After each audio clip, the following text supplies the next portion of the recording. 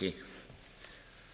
So, well, I'm going to use a little bit of poetic license on the title of this talk, because I think I want to trace the origin of the LHC, since this is the 60th anniversary session.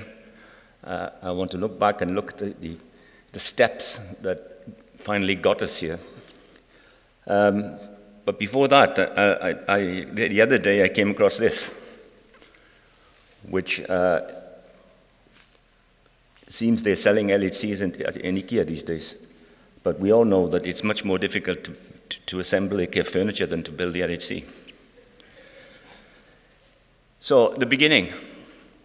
I think it's generally assumed, and some of you might have been there, that the birth of the LHC was at the Lausanne workshop in 1984, when us, accelerator builders and particle physicists, got together for the first time. But I'm going to go back much, much further than that. In fact, I'm going to go back to the beginning of the 1960s. The PS had been consolidated, and there was a raging debate about what the next step should be for CERN. And there was sharply divided opinions, just as there are today in the community, between a large PS, a proton machine of a 300 GeV, similar to the one foreseen for Fermilab, or a much more ambitious colliding beam machine. And in order to try to resolve that issue, in February 1964, 50 physicists from amongst Europe's best met at CERN. They decided to transform themselves into the European Committee for Future Accelerators, under the chairmanship of Eduardo Amaldi. And nevertheless, it took another 2 years before a consensus was formed to take a step into the unknown, to go for the much more ambitious project which would have a big boost in central mass energy, a hadron colliding beam device. And in December 1965, the Council approved the construction of the ISR. Now, the ISR was really a revolutionary machine, storing proton beams for many hours. There had been the first generation of E+ E- machines, but these benefited from synchrotron radiation damping, which is an enormous benefit in avoiding the instabilities that lose beams. So the ISR should work without any synchrotron radiation damping. And in fact, I arrived at CERN in 1969 when the ISR was being commissioned, and there was some really serious people predicting that it would never work. But it did work. It drove the frontiers of technology, in particular ultra-high vacuum technology. The scientific output, I think we all know, was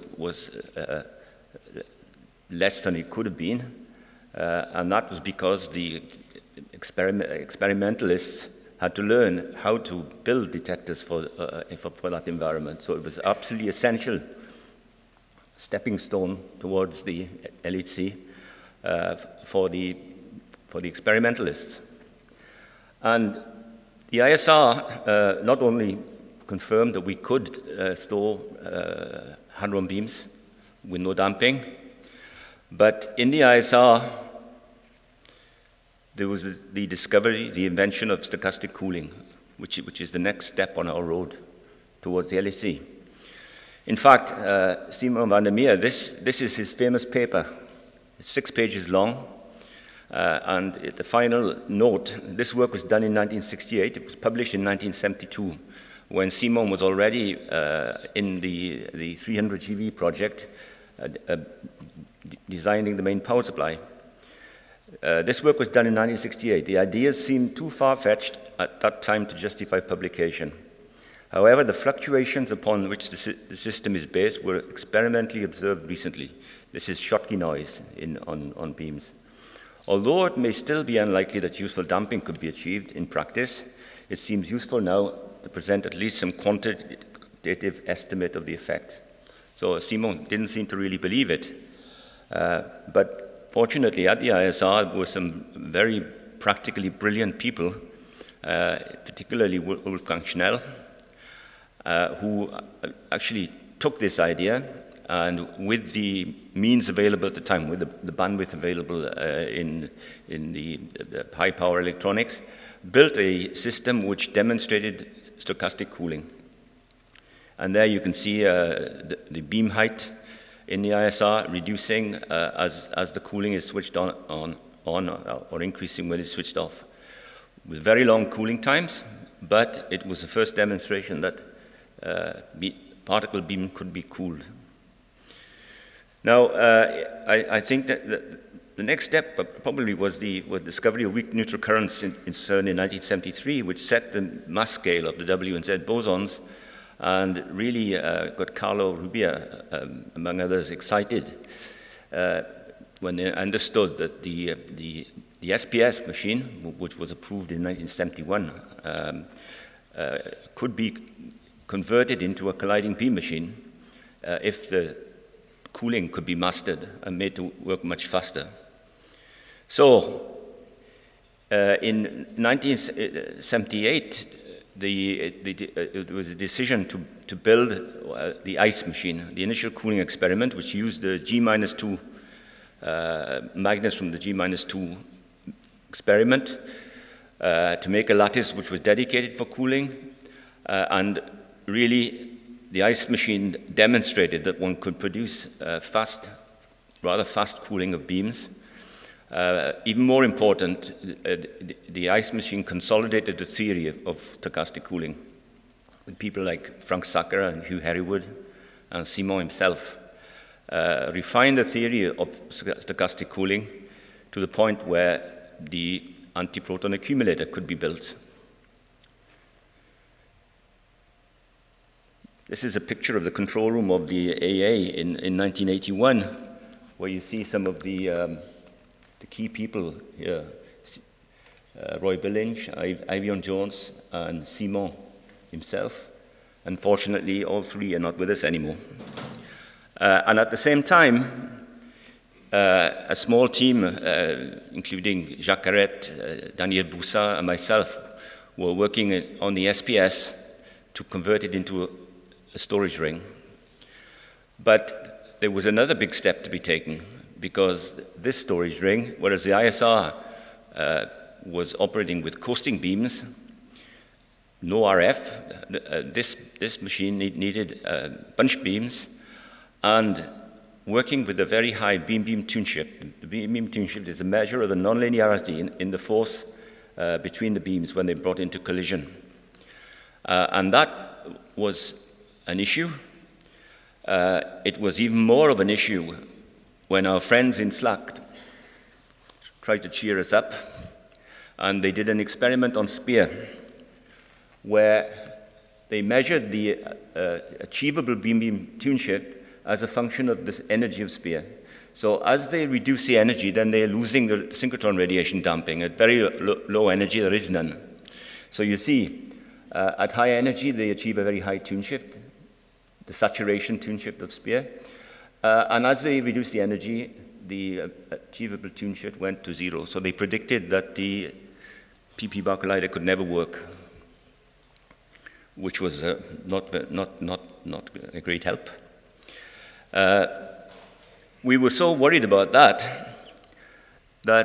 in fact, when the very first time we brought the beams into collision in the SPS, there was only Carlo and I and the operators in the control room, and Paolo Cittolin in the UA1 control room. And, well, the beams survived. We just did not know if they would, according to the SPEAR result, they should not. Although our calculations had shown that the resonances due to beam-beam interactions in protons was self-stabilizing, there was still this result. Not like the very public switching on of the LHC. This was done at 4 o'clock in the morning on the 10th of July, 1981. And then I went home to bed, and Carlo got onto a plane to Lisbon to the equivalent of this conference, where he presented that slide this morning at 4:15 a.m. Protons and antiprotons collisions have been produced in the SPS and clearly detected in the forward telescopes.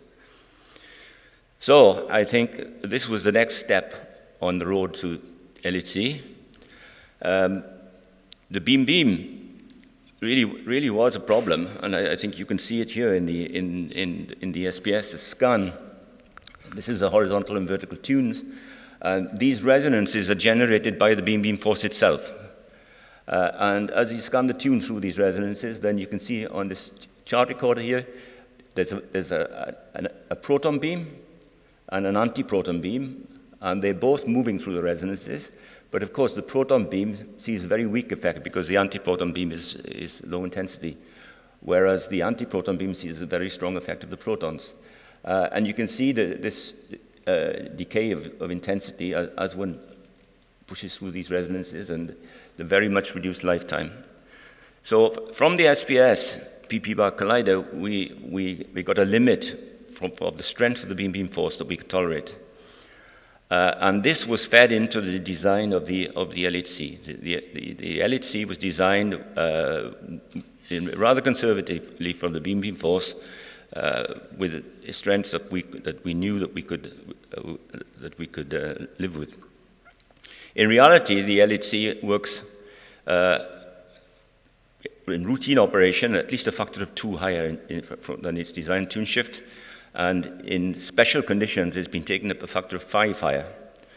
So in fact, we were right. The beam resonances are self-stabilizing. But the difference between the LHC and the SPS is the amount of noise in the system. I think that the magnetic field noise is much lower in the LHC because of the huge inductance and the very good power supplies. So that was the next step. We could not have designed the LHC without having built the SPS. We also discovered another effect in the LHC, in the SPS, which is really relevant to LHC, even though you don't see it. And that is the effect of interbeam scattering. Interbeam scattering is Coulomb scattering between particles in the same bunch. It's a relativistic effect. And under the conditions of the PP bar or LHC, it increases the longitudinal emittance and increases the radial emittance and slightly dumps the vertical emittance. You can see it happening here. Again, in PP bar, this is a proton bunch, a very intense proton bunch. This is 5 nanoseconds, and this is a very weak antiproton bunch. And this time here is 22 hours. So you can see the bunch lengths growing up for the protons, not for the antiprotons. So it shows it's really as interbeam scattering, not RF noise or anything else. And you see the transverse beam size blowing up. And in the LHC, if we did nothing, then that would result in a very poor luminosity lifetime. So actually what we do in the LHC is during the 20 minutes of acceleration, then we do effectively do this. We dilute the longitudinal emittance using RF noise so that when we go into collision at high energy, the transverse growth rate is good and the luminosity lifetime is good. So those were the lessons learned. 2 of the lessons. A third lesson was the real importance of RF noise. We had huge problems initially in the SPS in getting a good bunch beam lifetime due to phase noise in the RF system. For the LHC, we are using klystrons, not tetrodes as in the SPS, and klystrons are inherently more noisy. And in fact, that was one of my biggest worries, is whether we could get the noise level in the RF system down low enough for a good lifetime. And by very sophisticated feedback loops, you see this with the loops off, the noise level, and then many tens of dB reduction with loops which are going around the klystrons and going around the klystron on the beam as well. So those were the lessons that we needed to learn to come to the LHC. Now, I put in a piece here of the fight for LHC approval. I think it was not easy. This is the political part. I think in 1993, the conditions were perfect for pushing the LHC for approval. The unfortunate demise of the SSC had made the LHC even more necessary and defendable. But the first thing that happened there was that there was when we started to go for approval, a special committee of council meeting where a double voting procedure was approved. Up until then, it was purely democratic. Voting in council was simple majority, but now it's not. It combines a majority with a majority in contributions. And that was pushed through by the UK and Germany so that they could control the situation afterwards. Well, in April 1994, we tested the first 10-meter prototype, which went to 8.73 Tesla. So that was also a very good thing on the way to approval. I'll miss this joke because you need to understand French. In June 1994, we proposed to build the proposal was put to council once more. 17 member states voted to approve the project. However, because of the newly adopted double voting procedure, approval was blocked by Germany and the UK, who demanded substantial additional contribution from the two host states, France and Switzerland, since they were getting disproportionate returns. And they also told us that we had to plan under the assumption of 2% annual inflation with a budget compensation of 1%. So building a thing like the LHC with a decreasing budget. The President of the Council was very clever. He'd already got 17 votes, so he did not close the Council session. In fact, it just continued on from the June Council to December. During that time, we had to try to deal with it, and we were forced to propose a missing magnets machine, where 1 in 3 dipoles was missing. It would have been a terrible machine to build, but within the constraints of under indexation, no borrowing, that was the best we could do. The deadlock concerning the extra host state contribution was broken in a very simple and elegant way, because since we were told that assume 2% indexation and only get 1% contribution, then we suggested to France and Switzerland that they needn't follow that. They can just index 2%, and that 1% difference made more than 150 million Swiss francs of extra contribution from the two host states. So the project was approved at the end of 1994 with that as a two-stage construction, but instructions for us to go out now and find contributions from outside of the CERN member states to make up the difference. And at least we could show what they would get for it. They could help us to make the machine in one stage, not this crazy two-stage. And the first contribution came from Japan. This is Hubert Curien, the President of Council, who I think CERN owes a great deal to in getting this project approved. Then the diplomatic assault, well, our visit to Washington, you see we left on the 8th, at least Christopher Smith and I, and we got to Washington on the 10th because we were diverted to Detroit because of a huge snowstorm and spent 2 days in the airport there. But in March, the US contribution of 450 million was declared. In June, India and Russia declared contribution, and in December, Canada. Okay, there was another hiccup, the sting in the tail, I call it, when there was another budget cut demanded. And of course, this created great difficulties for us further on down the road, but that's history now. So in 1998, we could really start the construction of the LHC. The French and Swiss authorities approved, and so we could go ahead. The first problem was when this was the actual site of CMS during the LEP days. There was practically nothing there. But when we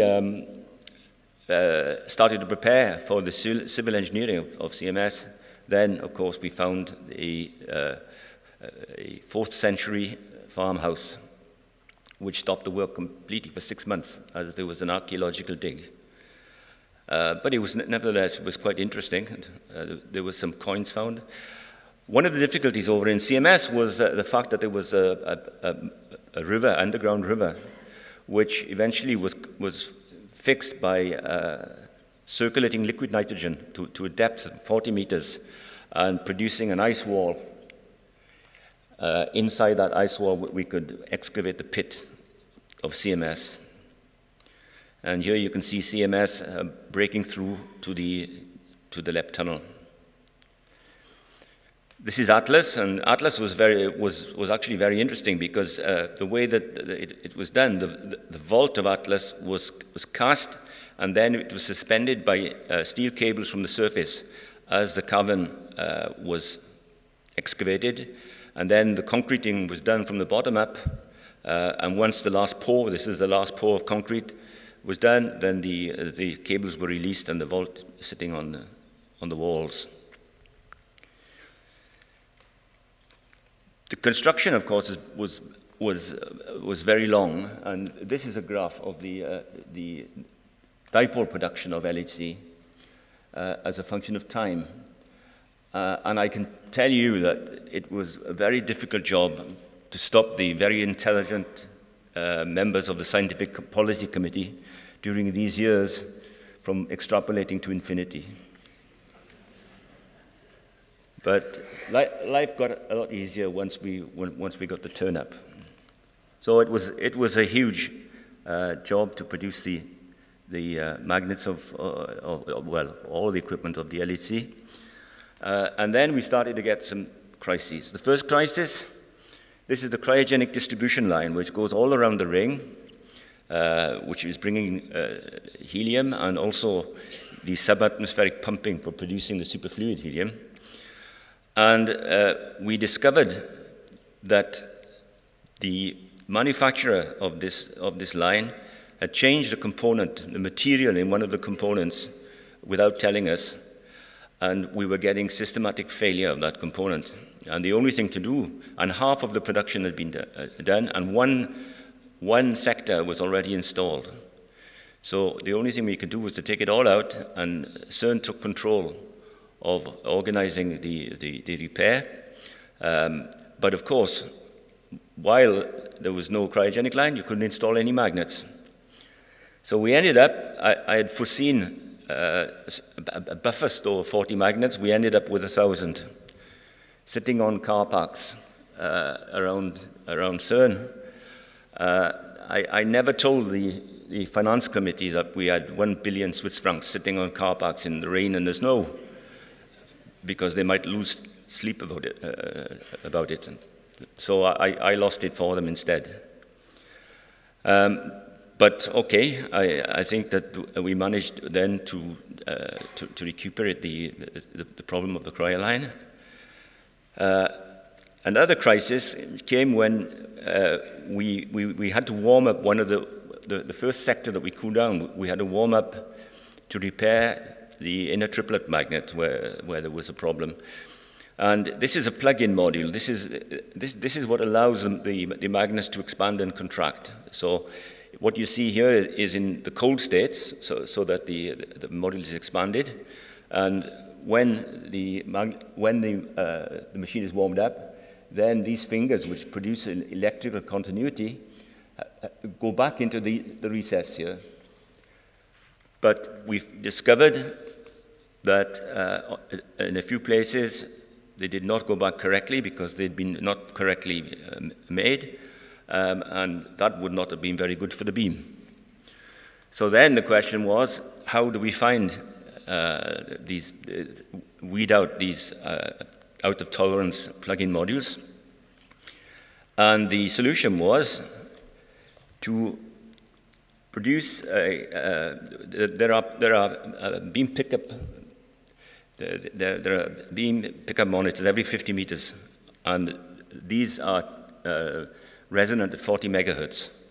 So we built in a little ball a 40 megahertz transmitter, battery powered obviously, which we could blow around the vacuum chamber, and that would trigger BPMs, pickup monitor, as it went along, and of course then it would stop when it hit one of these bad pins.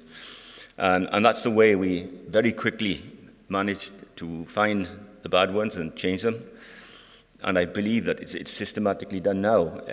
With the machine warmed up, I'm sure that these balls have been sent around to make sure there's nothing there. During the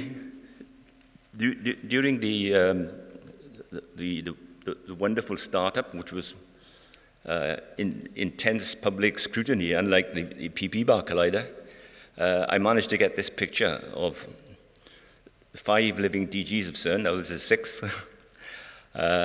who were all present in the control room. And I found it quite interesting that they subconsciously lined themselves up in order. They didn't realize it until I pointed it out. But it goes to emphasize how long these projects really are. Of course, then came the real kick in the teeth, when on the 19th of September, we had the failed joint, which in itself would have been nothing spectacular, but it did a lot of collateral damage. And in fact, these joints are brazed in the tunnel, and we had done a pretty thorough risk analysis on this, and we come up with a probability of 10 to the minus 4 of a joint failure. Trouble is, there are 10,000 joints, so you could say we got it right. Bad as it may seem, this was much less of a crisis than the QRL crisis. I think that was so bad that there was a risk of the company just walking away. Here, at least we had all the spares we needed, and the repair, of course, took time. But it is done, and now it's been well consolidated, and it's behind us, and the LHC is ready to go to its full blast. Okay, I didn't mention when I showed the slide about the Japanese, the tradition of the Draima doll, where the collaborators paint one eye at the start of a project. Well, at the LHC inauguration, Chris was there, and therefore he was able, with the present minister, to get the second eye of the doll painted, and I believe that that's in the safekeeping in Rolf's office now. In the corridor, okay. So I think the rest is history up to now. I think you celebrated, in fact, the 2nd anniversary of the announcement of the Higgs boson on the 4th of July.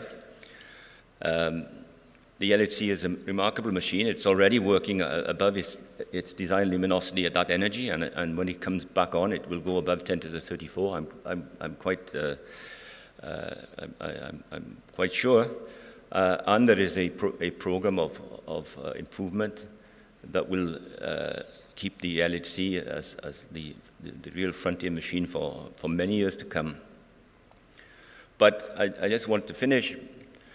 I hope I've convinced you that without the ISR, there would have been no PP bar collider, and without the PP bar collider, there would have been no LHC. So this has been a coherent path throughout almost the whole 60 years history of CERN.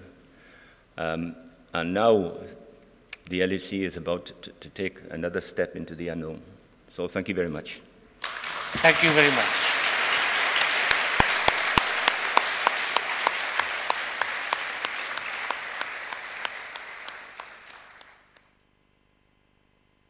I think everybody, again, is very happy with your talk. And then thank you, therefore, Dr. Evans.